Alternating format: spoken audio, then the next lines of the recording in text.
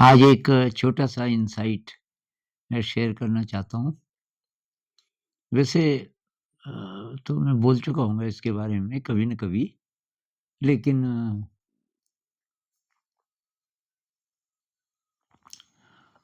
ये आज अ, मुझे काफ़ी गहराई से इसका पूरा मीनिंग समझ आया। जैसे कोई गड़बड़ विचार चल रहा है। मान लीजिए किसी के प्रति कोई शिकायत है आपके मन में और आपको पता है कि ये गड़बड़ विचार है। किसी और के बारे में मैं क्यों सोच रहा हूँ, जैसा भी ये है, तो अपनी तरफ ध्यान दे। तो बार-बार वो विचार आता है, बार-बार फिर आप अपने को समझाते हो और आप अगर ये सोचते हो कि अब नहीं आएगा ये विचार, वो गड़बड़ विचार अब परेशान नहीं करेगा, क्योंकि आपने रिज़ॉल्व कर लिया, आपने ये देख लिया कि ये विचार ठीक नहीं है और मेरा काम ये नहीं है कि मैं दूसरों पे फ़ोकस करूँ। सब अलग-अलग अ, ढंग से जी रहे हैं। अ, सबकी अपनी यात्रा है, अपने संस्कार हैं पुराने और डीप डाउन सब तो प्योर सोल है, उसके ऊपर ये संस्कार की महल है और उसके चलते हर एक का अलग होगा, एटीट्यूड अलग होगा। अब तुम्हें वो खराब लगा, तो वो तो तुम्हारी प्रॉब्लम है ना, वो जैसा है अपनी तरफ से वो ठीक कर रहा है। लेकिन ये रिज़ॉल्व एक बार हो गया, 2 बार हो गया और आप सोचो कि हो ही गया रिज़ॉल्व, ऐसा नहीं हो, कई बार आएगा। तो आज कुछ ऐसा अनुभव हुआ मेरे साथ और तो वो विचार बार-बार आ रहा था।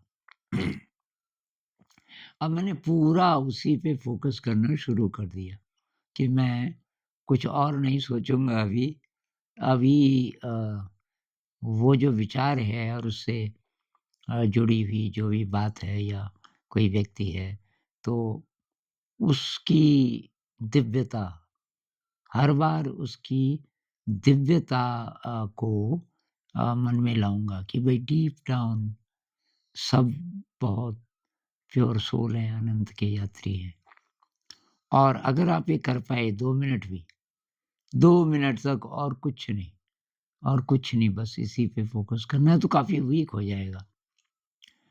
और इसमें एक बाधा है, अपने प्रति कोई आइडियलिस्टिक इमेज बना के रखना कि भई मैं तो अ अच्छा आदमी हूँ, मेरे से कैसे हो गया? या थोड़ा ग्लानि की सेंस हो कि यार मैं भी इतना घटिया हूँ क्या? मैंने ये कैसे कर दिया? क्योंकि आप अपने को कहीं न कहीं आदर्श मान रहे हैं कि मैं तो काफ़ी इवॉल्व हो गया। तो नहीं, ये गुंजाइश रखिए, कितने भी हम इवॉल्व हो जाएँ, तो गड़बड़ चीज़ों में जा सकते हो आप फिर भी। तो एक मुझे साधक मिले, कोई बुद्धिस्ट साधक हैं, एक अंग्रेज। वो क्या कहते हैं, हर इंसान एक रेनबो है, एक इंद्रधनुष है। वो हर समय इंद्रधनुष है, कहने का मतलब सारे रंग हैं।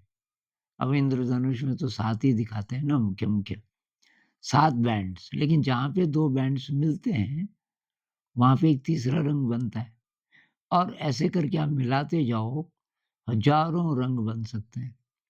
लेकिन मुख्य-मुख्य चलो 7 गिन लो, तो हम भी इंद्रधनुष की तरह हैं, सारे रंग हैं। कुछ को हम अच्छा बोलते हैं, कुछ को हम खराब बोलते हैं।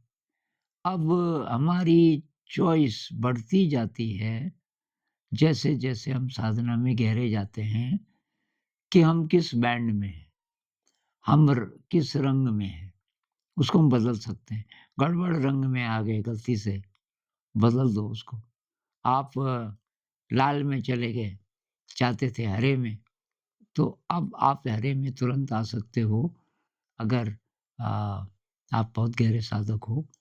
तो आप मतलब समझ ही रहे होंगे हरे और लाल का, कि मतलब जो गड़बड़ विचार चल रहा था, उससे हट के और आप अब शांत हो गए फिर।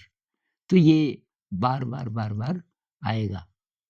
अ, और फिर मुझे एक एनालॉजी बहुत काम की इससे जुड़ी हुई। उसका ख़्याल आया, फसल के बीच मान लीजिए कोई ऐसा खरपतवार उग गया कि वो उसकी जड़ें बहुत गहरी होती हैं। तो मान लीजिए कि कोई खरपतवार है, कोई कंटीली झाड़ी है फसल के बीच गेहूँ की फसल है, धान की फसल कोई भी, अब वो हो गया 2 फुट का। गलती से आपका ध्यान नहीं गया कि ये कब इतना बड़ा हो गया और अब आपकी नज़र पड़ी अबे! ये इतना बड़ा हो गया। अब आप खोद-खोद के उसको निकाला, उसकी जितनी जड़ें आप निकाल सकते थे, निकाला। लेकिन उसकी जड़ का एक भी हिस्सा अगर बच गया, उसमें से दोबारा पैदा होगा और अगर आप वहाँ आपकी नज़र नहीं है, तो फिर आप देखोगे कुछ समय बाद भई ये तो फिर हो गया। फिर आप उसको मिटाओगे और फिर कुछ टाइम तक नहीं देखोगे। तो फिर होना क्या चाहिए, रोज़ वहाँ पर नज़र होनी चाहिए जहाँ पर वो उगता है। कहने का मतलब कि गड़बड़ कैसे-कैसे करके हमारे अंदर आता है, ये स्टडी अगर हम करें, जैसे ही कोई गड़बड़ की शुरुआत होने वाली है अब आपको होश आ गया ये फिर वही होने वाला है। मैं उलझने वाला हूँ इस स्थिति से, क्यों उलझ रहा हूँ मैं? तो हिम्मत करके आप चुप रहे, आप नहीं गए आगे, तो बस तब वो वीक बहुत जल्दी रिज़ॉल्व हो जाएगा। तो ये मैं शेयर करना चाह रहा था थोड़ा, इसके अर्थ आपके लिए क्या-क्या होंगे, आपकी इंटरप्रिटेशन क्या-क्या होगी, तो ये आप जानें, लेकिन अच्छी होगी मेरे ख़्याल से आप समझ गए होंगे मैं क्या कह रहा हूँ। तो नमस्कार।